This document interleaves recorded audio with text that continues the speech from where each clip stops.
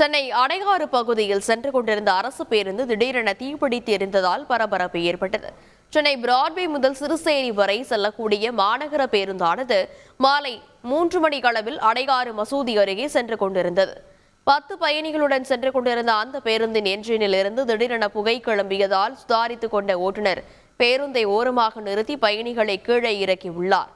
தீயை அடைக்க முயன்றும் முடியாததால் பேருந்து முழுவதுமாக தீப்பிடித்து எரிய தொடங்கியது. தீ கொழுந்துவிட்டு எரிவதை பார்த்து அருகில் இருந்த கடை உரிமையாளர்கள் கடையை மூடிவிட்டு ஓடினர். சம்பவ இடத்துக்கு வந்த தீயணைப்பு வீரர்கள் அரை மணி நேரம் போராடி தீயை அடைத்தனர். அரசு பேருந்து திடீரென தீப்பிடித்து எரிந்த சம்பவம் சென்னையில் பரபரப்பை ஏற்படுத்தியுள்ளது.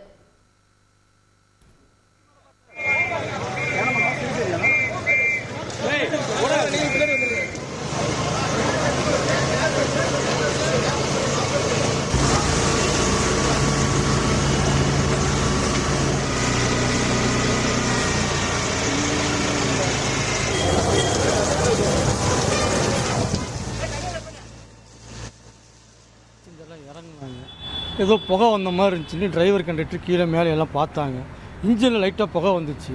அப்புறம் பெட்ரோல் பம்ப்லேருந்து ஏதோ கொண்டாந்தாங்க அணைக்கிறதுக்கு. 4 இது கொண்டாந்தாங்க, அணைச்சாங்க. அணைக்க ரொம்ப ஓவராகிடுச்சு. கப்பன்னு பற்றி எரிய ஆரம்பிச்சிருச்சு. எரிய ஆரம்பிச்சோன்னே எல்லாம் கடைக்கார பப்ளிக்லாம் ஓடிட்டாங்க. போலீஸ் வந்து எல்லாம் அப்புறப்படுத்தினாங்க. எல்லாம் கடையை மூடிட்டு நாங்கள் வெளியே ஓடிட்டோம். கடையை க்ளோஸ் பண்ணி ஓட்டோம். கப்பன்னு எரிய ஆரம்பிச்சிருச்சு. ஒரு 25 நிமிஷம் 20 நிமிஷம் இருக்கும். அதுக்கப்புறம் தான் வந்து ஃபயர் இன்ஜின் வந்தது. அதுக்கப்புறம் தான் அணைச்சிருக்கிறாங்க. பார்க்கறது பயங்கரமாக இருந்தது. நானே ரொம்ப பயந்துட்டேன். என்ன தான் நடுக்குமே இல்லை. நல்ல வேலை டயர் ஐடியில் அந்த கேஸ் வெடிக்கலை. கேஸ் வச்சுருந்தாங்க நாங்களாம் இருந்திருக்கோமே எனக்கே தெரியல. அவ்வளோ பயமாக இருந்தது. நான் கடவுளை மாட்டிக்கினேன் வேறு. போக உள்ள என்னால் முடியல. நல்ல வேலை அதுக்கு லைட்டாக ஓப்பன் பண்ணிட்டு பார்த்துட்டு இருந்தேன். செய்திகளை உடனுக்குடன் தெரிந்து கொள்ள உடனே சப்ஸ்கிரைப் பண்ணுங்க.